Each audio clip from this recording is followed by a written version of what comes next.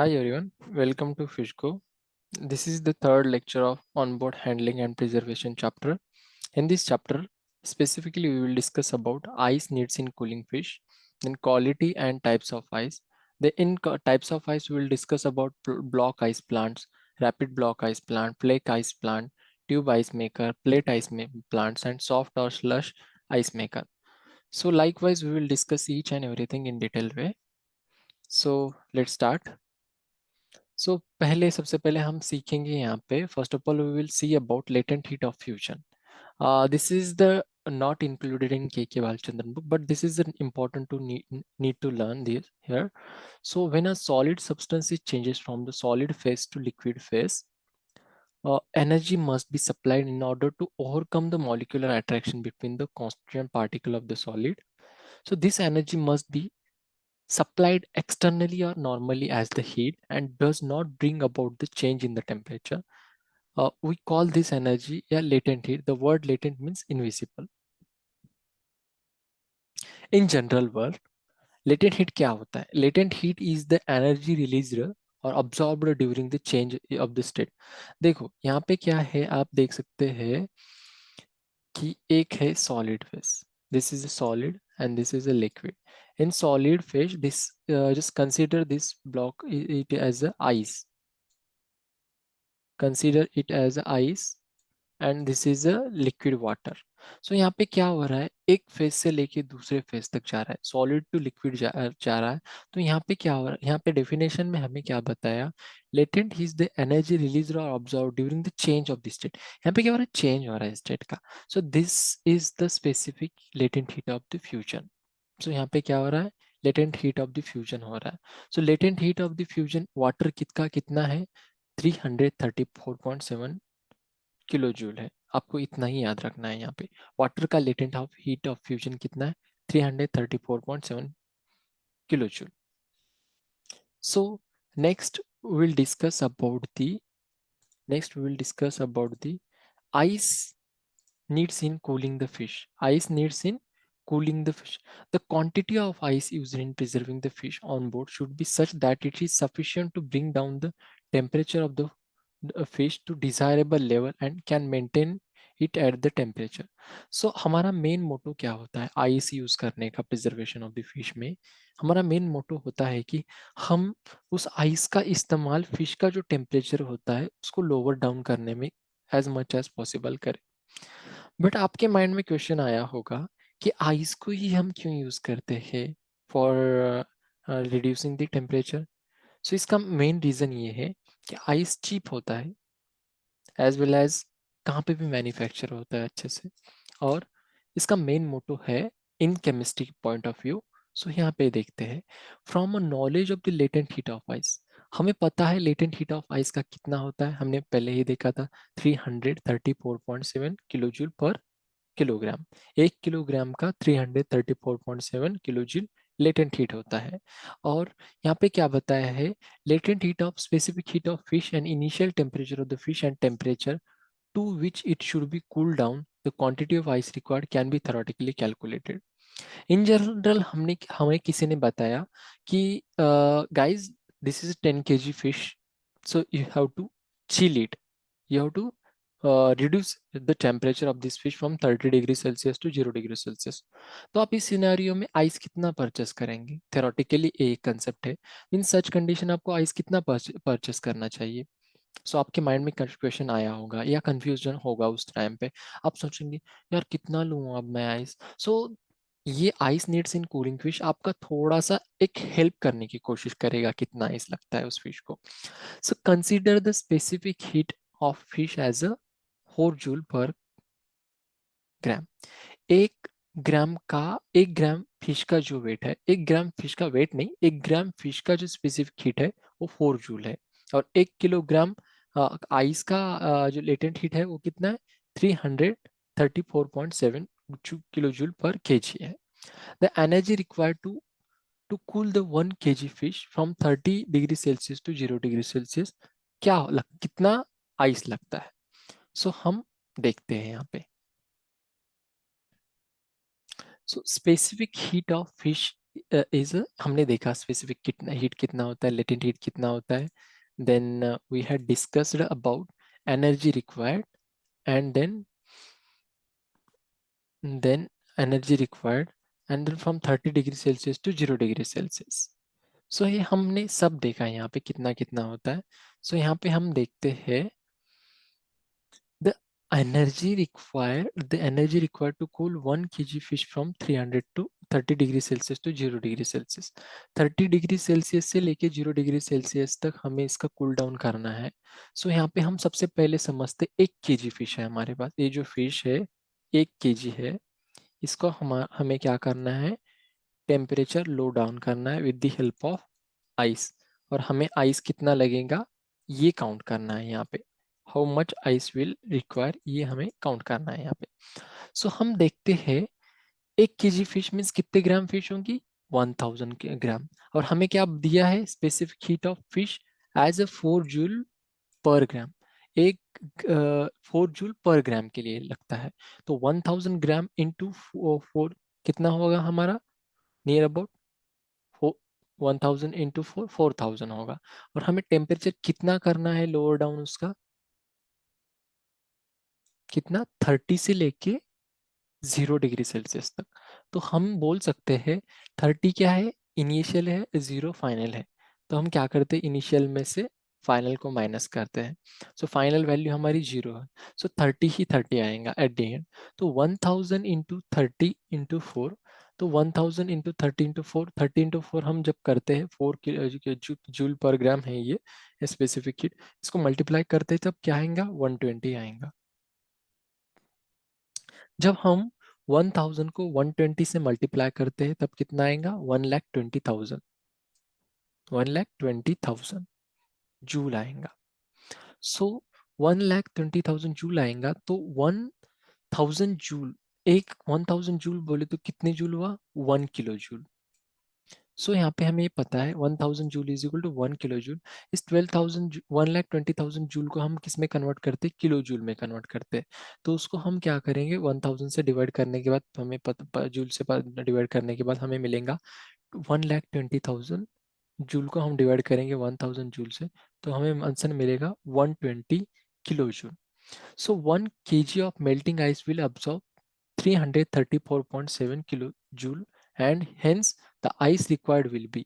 So 1 kilogram melting ice के लिए कितना ऑब्जॉर्ब करेगा, 1 किलोग्राम मेल्टिंग आइस कितना absorb, latent of heat absorb करेगा, लेटेंट ऑफ हीट ऑब्जॉर्ब या लेटेंट ऑफ हीट 334.7 किलोजूल क्या करेगा, ऑब्जॉर्ब करेगा.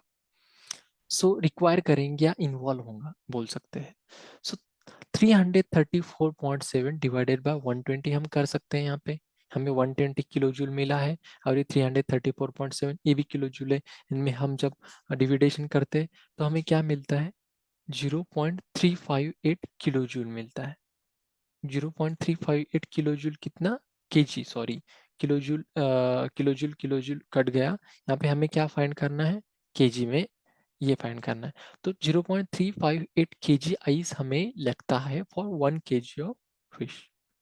सो यहाँ पे हमें हमारा एक क्वेश्चन सॉल्व हो गया कि कितना लगता है 1 किलो की जो केजी को, केजी फिश को आइस कितना लगता है, 0.358 किलोग्राम इतना आइस लगता है. This is the theoretical calculation. But हम सोचते हैं ये थेरोटिकल कैलकुलेशन ऐसा क्यों बोला गया है कि ये बालचंद्रन बुक्स में. तो यहाँ का इनका बोलने का मीनिंग ये है कि अगर आप बोलेंगे कि फिश हम इतना ही यूज करेंगे, आप 0.358 किलोग्राम, अरे बाबा फिर सनराइज सन रेज का कुछ इफेक्ट होगा उस पे मेल्टिंग के लिए, या एक्सटर्नल फैक्टर जैसे कि इन्वायरमेंट इन्वायरमेंट कुछ इम्पैक्ट करेंगे, ट्रैवलिंग भी करेगा. सो इन सच कंडीशन ये हर पैरामीटर हमें कंसिडर करना पड़ता है. So this quantity is just the requirement of cool the fish to 0 degree Celsius. This quantity is requirement to cool the fish to 0 degree Celsius. In tropical climate, 1:1 ratio of the ice and fish is customarily used. So tropical condition में 1:1 use करते हैं. But in अलग condition में जैसे कि बोल सकते हैं टेम्परेट कंडीशन में या जो डिफरेंट एल्सवेयर कंडीशन होते हैं जहाँ पे 1:2 रेशियो भी आइस का यूज करते हैं. So it's not a mandatory rule कि हमें इतना ही आइस यूज करना चाहिए। अकॉर्डिंग टू स्पेसिस भी कुछ लोग आइस ज्यादा यूज करते हैं। सो this is about this is just about ice needs in cooling the fish, कितना आइस लगता है कूलिंग द फिश। सो आगे हम देखते हैं नेक्स्ट स्लाइड्स में। Let me clear this. So quality and types of ice. So हमने पहले क्या देखा, ice needs in cooling fish, ice कितना लगता है कूल करने के लिए फिश को। सो अब यहाँ देखते हैं क्वालिटी कैसा होना चाहिए वो आइस का, एंड टाइप ऑफ आइस कैसे होते हैं। सो क्वालिटी में अगर हम देखेंगे तो बोल सकते हैं क्वालिटी कॉन्टामिनेटेड फ्री होना चाहिए वो। देन उसमें बैक्टीरिया नहीं होने चाहिए, प्योर होना चाहिए वो जो वाटर यूज कर रहे हैं उसमें, एंड अच्छा होना चाहिए क्वालिटी का। सो likewise a potential source of contamination of fish during the primary preservation ice is ice itself. Irrespective of the hygiene handling and other precaution taken, the fish may get contaminated if ice of poor bacteria quality is used. अगर हम सोचेंगे कि other than ice, ice ही बेकार है, like ice ही अच्छे quality का नहीं है, ice is not that up to the mark quality, then at the end the fish get contaminated so easily. In the precaution taken, the fish may get contaminated if ice is poor bacteria quality used. The bacterial count of ice, the bacterial count of ice, this the bacterial count of the ice, the bacterial count of the ice is prepared out of the prescribed quality. Water is within 10 raised to 2 to 10 raised to 3 per gram. But but this may be several fold if contaminated water is used for ice making or if ice। अगर हम in general बात करें तो quality अगर with in ice की जो quality उसमें bacteria का रेंज कितना होना चाहिए, in general it's not a fix. The account should be prepared out of the prescribed quality, prescribe किया है water is then with in 10 raised to 2 या 10 raised to 3 पर किलोग्राम होना चाहिए। But this may be several fold if contaminated. अगर fish का जो ये है वाटर अगर कॉन्टेमिनेटेड पहले से ही होगा, जो आइस के लिए यूज कर रहे हैं हम वाटर, तो उसमें 10 raised to 6 10 raised to 9 ऐसे इस तरह से बैक्टीरिया होंगे। सो इस बैक्टीरिया ये कॉन्टामिनेटेड होते हैं ड्यूरिंग सब्सिक्वेंट हैंडलिंग। ये बैक्टीरिया डायरेक्टली कॉन्टामिनेटेड करते हैं during subsequent handling and storage on board, like dragging. हम बोल सकते हैं ड्रैगिंग करते समय ऑन डर्टी फ्लोर्स और using in contaminated crushes and storage boxes. So storage boxes या dragging on dirty floors or using contaminated crushes storage boxes, इसमें पूरा सा ये क्या होता है, contamination cause होता है। So use of such ice will negate the very purpose of the icing fish। ऐसी तरह का आइस यूज करने की वजह से क्या होता है, आइसिंग फिश का कुछ फायदा ही नहीं रह जाता। हमारा पर्पस क्या है कि फिश की जो सर्वाइबिलिटी है या शेल्फ लाइफ है वो हमें लॉन्ग कराना है। ट्रांसपोर्टेशन हो सकता है इसमें। इसलिए हमें आइस यूज करना चाहिए। अगर आइस ही कॉन्टामिनेटेड है तो इन सच कंडीशन फिश हमारी स्पॉइल होनी ही होनी है। It is equally important that if the ice is left over after fishing trip is not use in the next. अगर फिश के ट्रिप के बाद में अगर हमने फिश यहाँ से वहां तक ट्रांसपोर्ट की और फिश के फिशिंग ट्रिप के बाद में वो आइस कुछ बच गया, तो हम उसको अन इवन वो अगर अनयूज्ड भी है, अगर हमने उसको यूज भी नहीं किया, तो हमें उसे यूज फिर से नहीं करना चाहिए। तो क्यों नहीं यूज करना चाहिए, तो चांसेस जो होते हैं there are the chances that ice might have picked up bacteria during the step with adequate chances build up the सैक्रोफाइल्स।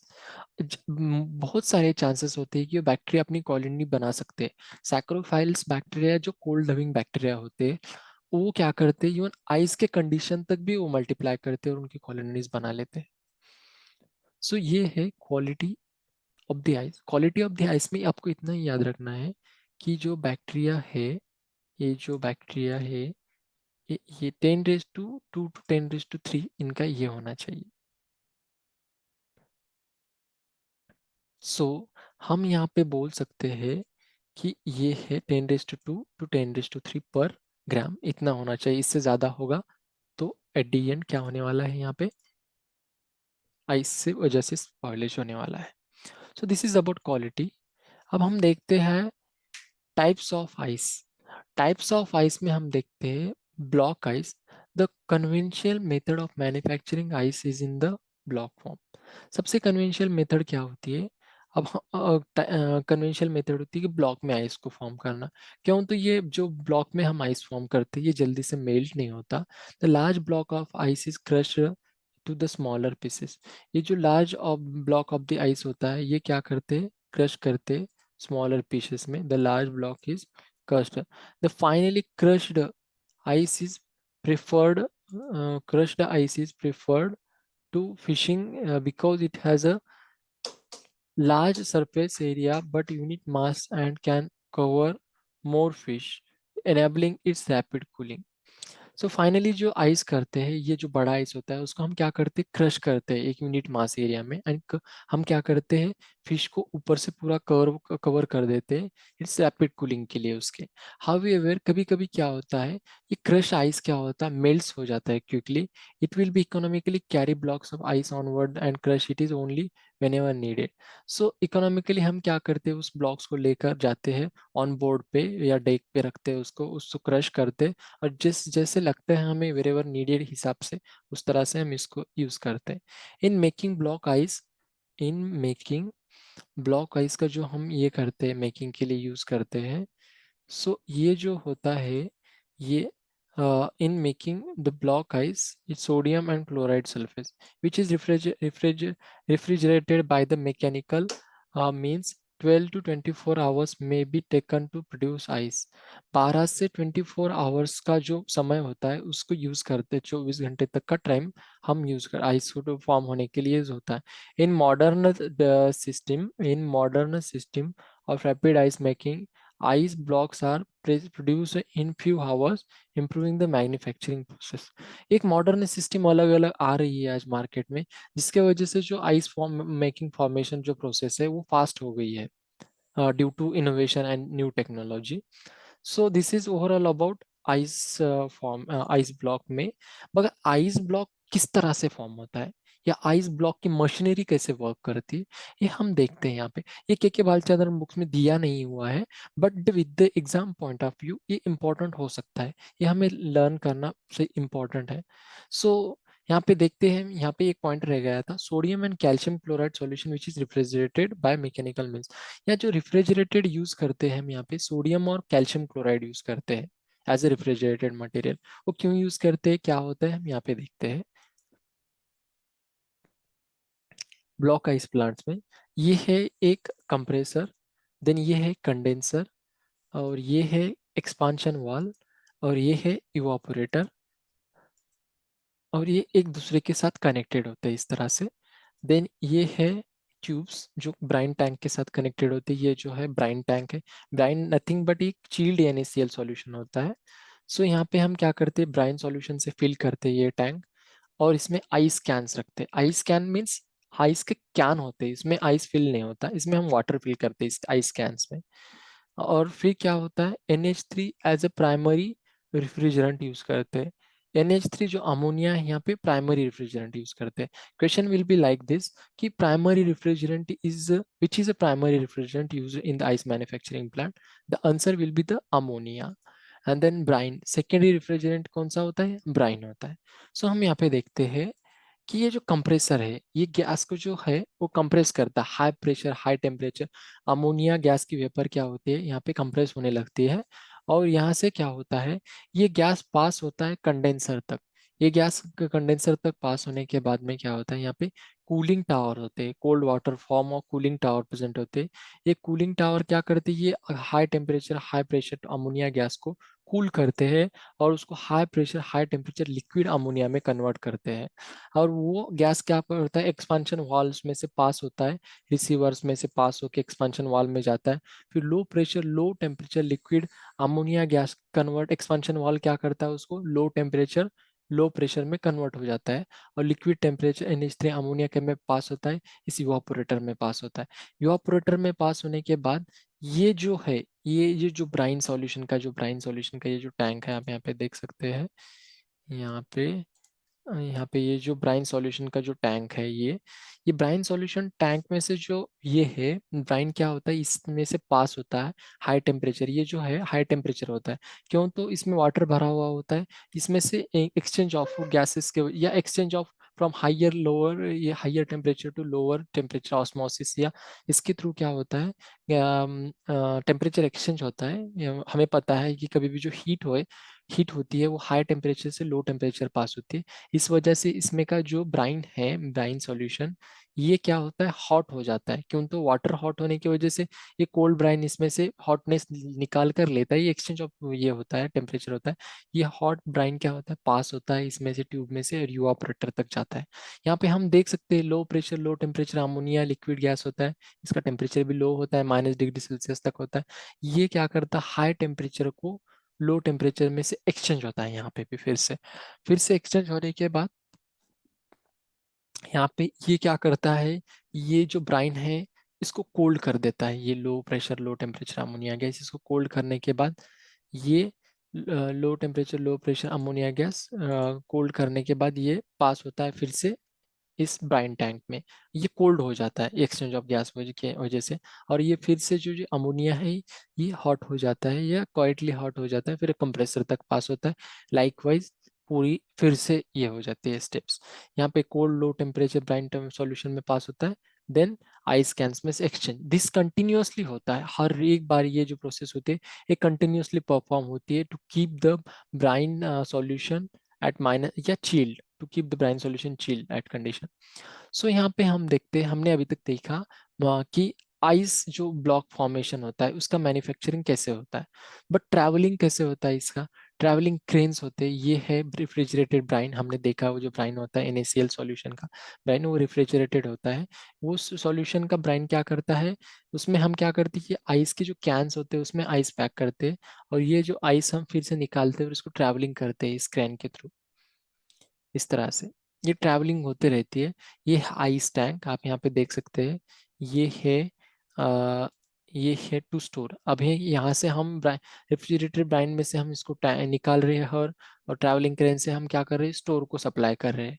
Likewise यहाँ पे इस तरह से स्टेप होती है ये। फिर नेक्स्ट हम देखते हैं आइस फॉर्मेशन। आइस फॉर्मेशन में क्या होता है, रेफ्रिजरेटेड बाइन आइस ब्लॉक फॉर्मेशन तो हमने देखा, but in general I am just telling this.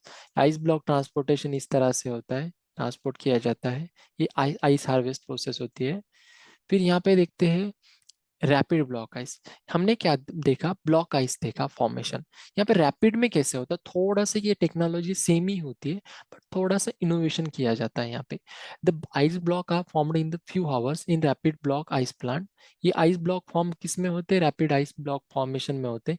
In one time several tubes through, ये क्या होता है, एक टाइम में सेवरल ट्यूब्स के through, the tubes through, the arrangement is built several tubes through which the refrigerant is passed are arranged in the tank of water. The tube are arranged in that ice build up its fuses with the ice on the।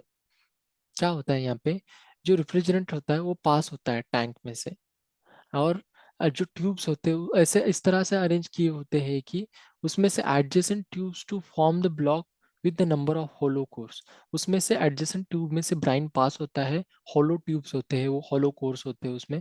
तो block are release from the tubes by hot gases. जब हमें ज़रूरत पड़ती है harvest करने की, तो हम उस ट्यूब में हॉट गैस पास करते हैं, और वो जो ब्लॉक ऑफ आइस बना हुआ होता है वो ऊपर आ जाता है। ये कैसे मैकेनिज्म होती है हम यहाँ पे देखेंगे। In another word, the refrigerant is circulated through jacket around each can water and also through pipes running through the inter of the can block are removed by the gravity after hot gas deforest। According to gravity क्या होता है, जब हम fast करेंगे तो according to gravity जो है वो ऊपर आ जाएगा। ब्लॉक्स जो आइस के फॉर्म होते हैं वो किस तरह से होते हैं यहाँ पे देखते हैं हम एक बार, आपको अच्छे से समझेगा। मुझे पता है ये आपको अच्छे से समझा नहीं होगा, थेरोटिकल पार्ट है, तो यहाँ पे देखते हैं। So let me clear this. So यहाँ पे आप देखिए, ये है ब्राइन सॉल्यूशन। इस ब्राइन सॉल्यूशन को हम पास करते हैं ट्यूब में से, फिर इसमें ब्राइन सॉल्यूशन पास करने की वजह से ये जो ऊपर के हम जो कैंस रखे हुए हैं, आइस कैंस, उसमें आइस कैंस में हम वाटर फिल करते हैं। और वाटर फिल करने के बाद में ये जो ब्राइन पास हुआ है इस ट्यूब में से, ये क्या होता है, कूल्ड ब्राइन होता है। और एरिया इसके साइड का जो होता है कूल होता है, और आइस फॉर्म होते हैं। अब अगर अकॉर्डिंग जब हम हार्वेस्ट करना होता है, तो हम इसमें क्या करते हैं, आइस हार्वेस्ट करने के टाइम हम इसमें हॉट गैस पास करते हैं। ये हॉट गैस पास करने के बाद ये क्या होता है, हार्वेस्ट करते हैं इसका। ये क्या होता है, हार्वेस्ट करने के बाद ये अकॉर्डिंग टू ग्रेविटी ऊपर आ जाते हैं ये आइस ब्लॉक्स। और फिर हम इसको स्टोर या फॉर सप्लाई के पर्पज के लिए यूज करते हैं। ये हुआ rapid ice block formation. So play का फिर हम आगे देखते हैं इसके बाद में। इस तरह से ये रैपिड ब्लॉक आइस होते हैं, इस तरह से दिखते हैं। यहाँ पे थोड़े थोड़े होल्स होते हैं जिसमें से हम ये करते हैं। सो की फीचर क्या होते हैं, ये 12 से 24 घंटा तक टाइम लग सकता है, but in case of rapid ice block plant में क्वाइट कम टाइम लगता है। So it's easy. एडवांटेजेस क्या होते हैं, ये स्पेस इफिशिएंसी होती है, स्पेस की इफिशिएंसी ज़्यादा लगती है। और रेडीली अवेलेबल, और जल्दी से जल्दी अवेलेबल होते हैं। मेल्ट्स, इसका जो ये जो आइस ब्लॉक्स होते हैं, ये बहुत स्लोली मेल्ट्स होते हैं। कंटेन लेस वाटर, इसमें वाटर की कमी बहुत कम लगती है, कंटेन्स लेस वाटर। हाँ। लेबर डिसएडवांटेजेस क्या होते हैं, लेबर इंटेंसिव प्रोसेस होते हैं, जिसमें आइस क्रश करने के लिए बहुत सारे लेबर्स लगते हैं। मे रिक्वायर एक्स्ट्रा क्रशिंग, इसके लिए एक्स्ट्रा क्रशिंग टाइम लग सकता है, इक्विपमेंट लग सकते हैं।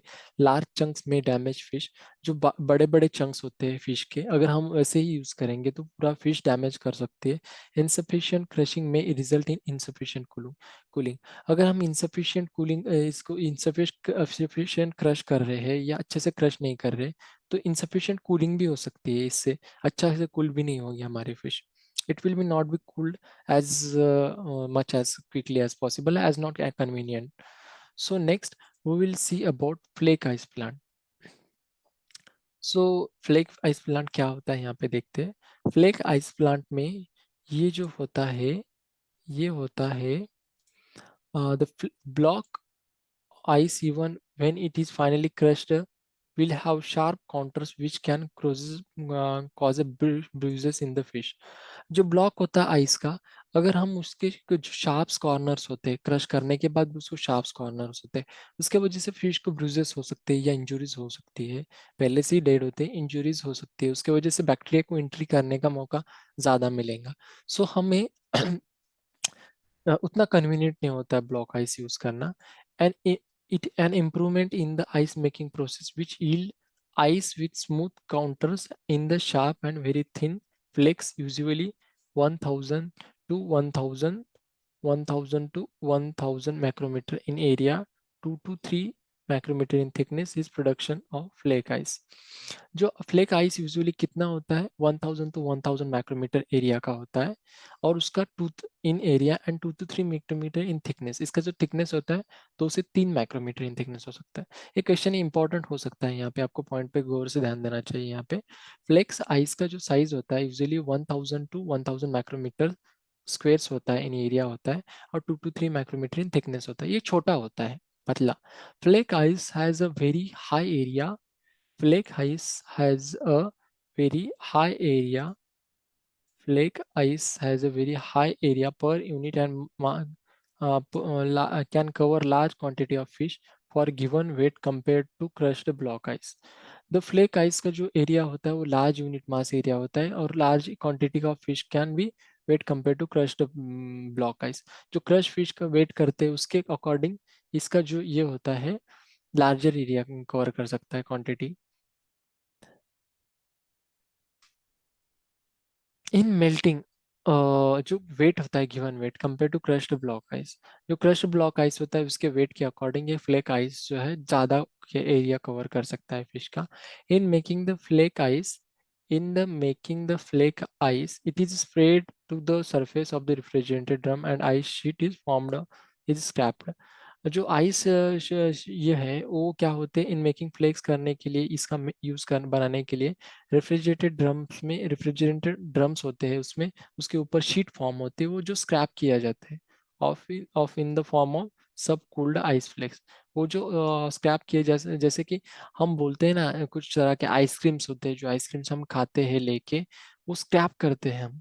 अगर आइसक्रीम ज़्यादा हार्ड है या पूरी तरह से आइस बन गया, हम उसको चम्मच लेते हैं, उसको स्क्रैप करते हैं। उस तरह से यहाँ पे क्या होता है, रेफ्रिजरेटेड ड्रम पे वाटर स्प्रे किया जाता है, और वाटर स्प्रे करने के बाद वो क्या होता है, वो जो वाटर है वो आइस में कन्वर्ट हो जाता है और उसको स्क्रैप किया जाता है। There are the other models which the scraper and water spray are rotated inside the stationary drum and ice is formed in the inner surface. कुछ ऐसे मॉडल्स होते हैं कि जिसमें कि आइस जो फॉर्म होता है इनर सरफेस में होता है। वाटर क्या करते हैं, इनर सरफेस में स्प्रे किया जाता है और इनर सरफेस में ही आइस फॉर्म होता है। The normal refrigerant temperature in the flake ice machine is -22 -25 degree Celsius. This is most important. यहाँ पे इंपॉर्टेंट पॉइंट है, -20 to 25 डिग्री सेल्सियस ये टेम्परेचर होता है फ्लेक आइस मशीन का।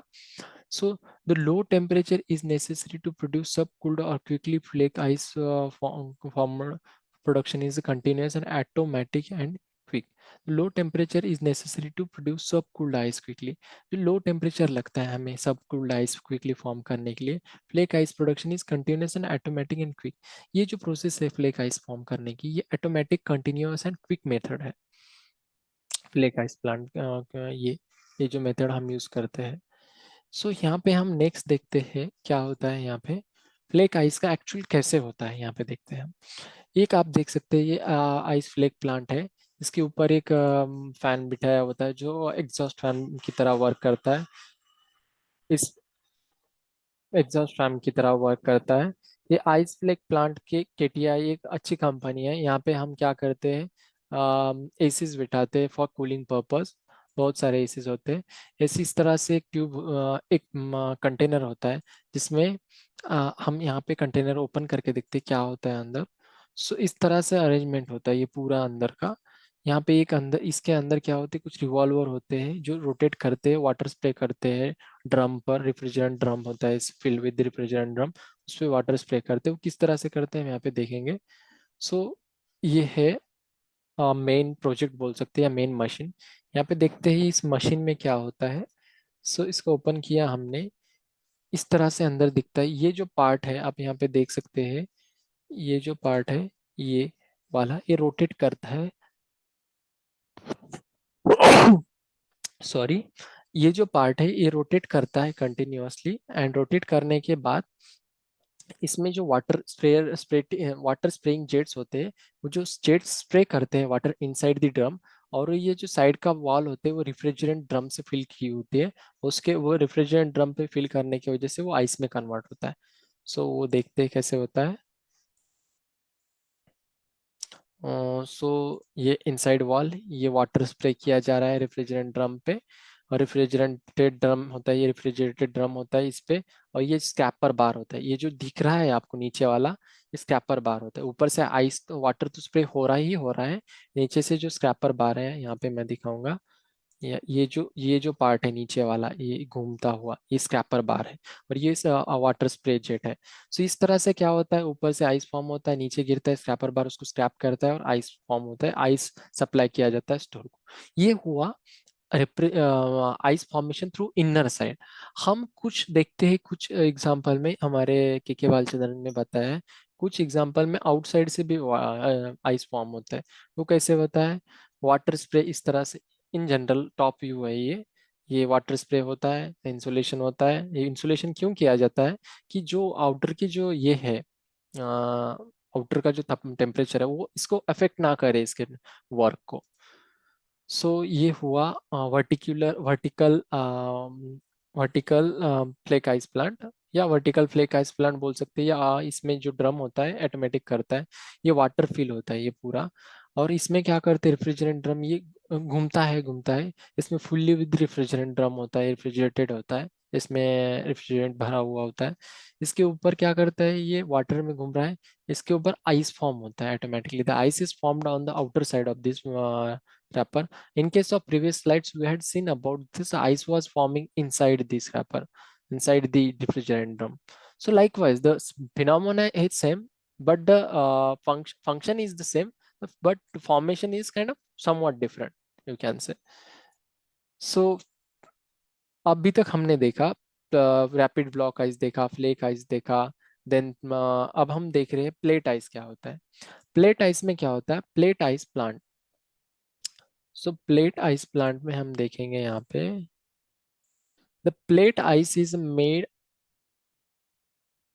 the plate ice is a the plate ice is made by spraying the water on the surface of vertical hollow flat plates through which the refrigerant is passed। जो refrigerant होता है वो पास किया जाता है vertical hollow plates में। ये जो प्लेट्स होते हैं उसमें रेफ्रिजरेंट पार्ट्स पास किया जाता है, और उसके ऊपर क्या होता है, water will freeze on the plates flat sheet of the ice. जो वाटर है वो प्लेट्स के ऊपर स्प्रे किया जाता है, और इसके वजह से फ्लैट शीट्स के ऊपर जो वाटर है वो क्या होता है, वो स्प्रे करने की वजह से वो फ्लैट शीट्स में आइस फॉर्म होता है। when the ice sheets is attain the desired thickness of the discharge by puffing the hot refrigerated gas through the plates when the ice crack and drops away। अगर जब ice का एक particular layer तक form होता है तो हम क्या करते हैं, उसमें से हॉट गैस पास करते हैं या हॉट रेफ्रिजरेंट पास करते हैं, और जिसके वजह से वो क्रैक्स क्या होते हैं, ड्रॉप हो जाते हैं, नीचे गिर जाते हैं। Alternately some designs water spray is used to detach ice from the plates। Alternately हम सम डिजाइन है कि वाटर स्प्रे यूज करते हैं, वाटर नॉर्मल वाटर उसके ऊपर स्प्रे करते हैं, जिसकी वजह से आई डिटैच हो पाता है। Plate ice is advantages advantage plate ice ice has the advantages of flake ice. Flake ice के ऊपर प्लेट आइस के कुछ एडवांटेजेस है। The thickness of the ice can be varied at will and process will is very quick। ये thickness क्या होता है, अलग अलग होता है, एंड बट ये क्विक प्रोसेस है समवॉट बोल सकते हैं हम। सो देखते हैं हम क्या होता है प्लेट आइस प्लांट में, और प्लेट आइस प्लांट किस तरह से वर्क करता है यहाँ पे। सो प्लेट आइस प्लांट ये इस तरह से दिखता है कुछ। यहाँ पे क्या करते हैं, पहले कोल्ड रिफ्रिजरेंट पास होता है इस प्लेट्स में। यहाँ पे देख पास हो गया रिफ्रिजरेंट्स में। फिर क्या करते हैं हम, वाटर स्प्रे करते हैं इस पे से, यहाँ पे देख सकते हैं, यहाँ पे भी देखिएगा वाटर स्प्रे हो रहा है। वाटर स्प्रे करने के बाद में क्या होता है, ये जो आउटर लेयर है इसकी, इसके ऊपर क्या होता है, रेफ्रिजरेंट वाटर स्प्रे करने के बाद में ये जो वाटर है वो सैचुरेट हो जाता है इस प्लेट्स पे, और वो आइस फॉर्मेशन हो जाता है। बिकॉज पहले ही हमने जो रेफ्रिजरेंट है वो पास किया है, तो रेफ्रिजरेटेड प्लेट्स पहले ही एक्टिव हो गए हैं, उसके ऊपर वाटर सैचुरेट होता है और आइस फॉर्म होता है। और फिर हम क्या करते हैं, इसके अंदर हॉट गैस पास करते हैं या हॉट रेफ्रिजरेंट पास करते हैं। फिर हॉट रेफ्रिजरेंट पास करने के बाद क्या होता है, ये होता है डिफॉस्ट। इसमें क्या होता है, जो आइस है वो हॉट गैस पास करने की वजह से नीचे निकल जाते हैं या उसके गिर जाता है, स्लिप हो जाते हैं उस प्लेट से, और आइस फाइनली फॉर्म हो जाता है। ये प्लेट आइस प्लांट का फॉर्मेशन हुआ। सो हम यहाँ पे देखते हैं साइकिल क्या होता है, या फ्रीजिंग साइकिल या डिफ्रॉस्ट साइकिल। इस फ्रीजिंग साइकिल या डिफ्रॉस्ट साइकिल में क्या होता है, ये होता है कि ice makes up water spread on the outer surface. Water surface outer surface पे होता है, ice layer build upon outer surface. यहाँ पे आइस लेयर बिल्ड होता है आउटर सरफेस पे, और जब हम हॉट गैस पास करते हैं इसमें से जो ऑफ लेक आइस के जो है बेक अवे और डिफ्रॉस्ट प्लांट, ये जो डिफ्रॉस्ट साइकिल में आइस के जो प्लेट्स है वो डिफ्रॉस्ट हो जाते हैं इस तरह से। सो यहाँ पे देखते हैं हम आइस प्लेट का फॉर्मेशन कैसे करती है केटीआई कंपनी। सो ये आप देख सकते हैं, ये कंपनी का मॉडल है। यहाँ पे हम जब देखते हैं अंदर का व्यू, तो इस तरह से होता है, कुछ इस तरह से प्लेट रखे हुए होते हैं, और ये कूलनेस प्रोवाइड करने के लिए ये जो होता है, ये प्लेट्स होते हैं इसमें, इस तरह से ये प्लेट्स होते हैं। इस प्लेट्स के अंदर रेफ्रिजरेंट गैस पास की हुई होती है, रेफ्रिजरेंट गैस सॉरी रेफ्रिजरेंट पास किया हुआ होता है, और ये रिफ्रिजरेंट पास करने की वजह से ये प्लेट्स कोल्ड होते हैं, उस पर वाटर स्प्रे किया जाता है, और लाइकवाइज जब हम हॉट गैस पास करते हैं ये प्लेट्स निकल जाते हैं या स्लाइड्स हो जाते हैं, और फिर हम इसको यूज़ करते हैं। सो अब हम देखते हैं tube ice makers. Tube ice makers में क्या होता है, what things are happens in tube ice makers. In tube ice makers the tube this is the another form in which the ice produced it is made as a hollow cylinder of about 50 into 50 micrometer with a wall thickness of 10 to 12 micrometer। जो this is the another method है, जो इसमें क्या होता है, tube ice maker होता है, इसमें सिलेंडर हॉलो सिलेंडर होता है, जिसकी जो साइज होती है वो 50 into 50 होती है। Let me take a pen. ये दिस इज अनदर मेथड, इसमें 50 to 50 माइक्रोमीटर साइज होती है ट्यूब की, और वॉल थिकनेस कितनी होती है, 10 to 12 माइक्रोमीटर होती है। ये इंपॉर्टेंट है, आपको यहाँ पे जो भी रेशियो दिया हुआ है it's so important because the by JRF point of view.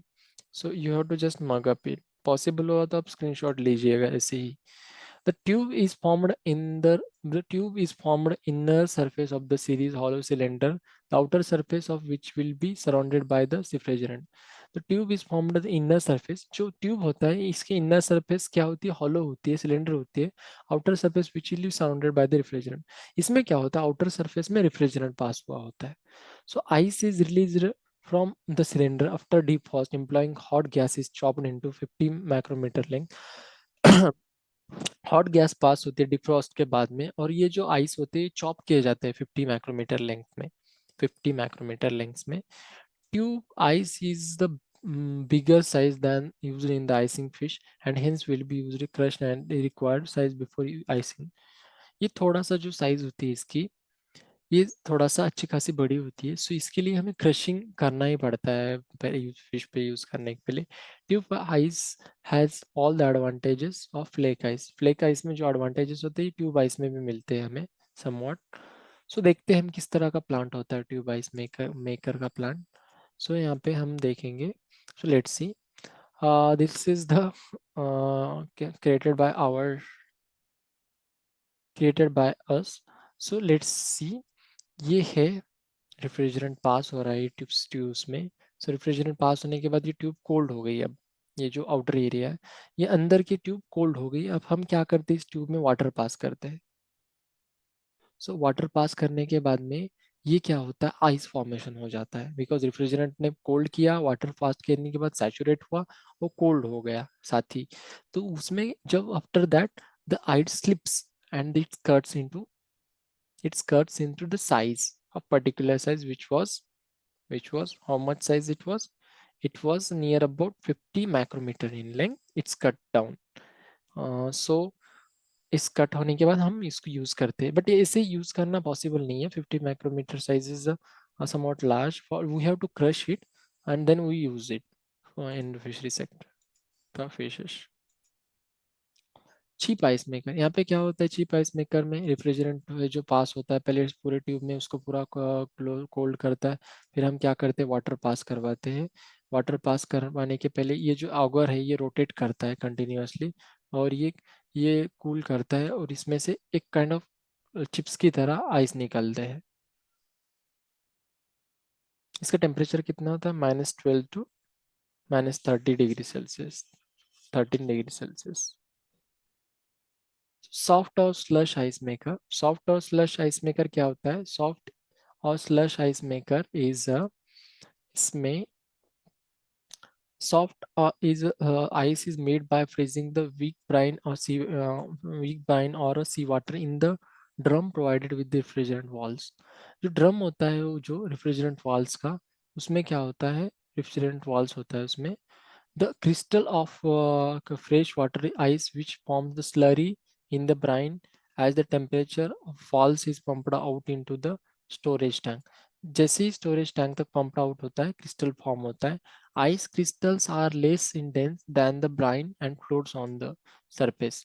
जो आइस क्रिस्टल होते हैं वो लेस डेंस होते हैं ब्राइन से, और वो सरफेस पे फ्लोट करते हैं and surface skimmed off from them. Then फिर क्या करते हैं हम, सरफेस को स्किम ऑफ करते हैं. And advantages of soft ice slurry is that can make perfect contact with the fish.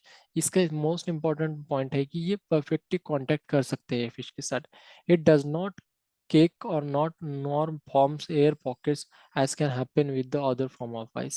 ये एयर पॉकेट फॉर्म करने का मौका ही नहीं देता. ये पूरी तरह से पूरा आइस ये फिश के ओवर ऑल 36 लाइक बॉल 360 ये करता है, 360 पूरा फुलफिल करता है. ये कह सकते हैं कि it is best. Next let's see how it look like. Soft और स्लश आइस मेकर ये इस तरह से दिखता है. यहाँ पे डबल ट्यूब एक्सचेंजर एक्सचेंजर होता है, आइस क्रिस्टल इस तरह से फॉर्म होता है, और इसके ऊपर ये एक रोटेटर होता है या स्क्रीम्ड होता है. इससे हम क्या करते हैं, जो भी आइस फॉर्म हुआ डिलीवरी शटल से ये जो आइस है फॉर्म हुआ इधर निकल जाता है. रिवॉल्विंग स्क्रैपर बोलते हैं इसको. स्क्रैपर से हम क्या करते हैं, निकाल लेते हैं सब आइस जितना भी फॉर्म हो रहा है.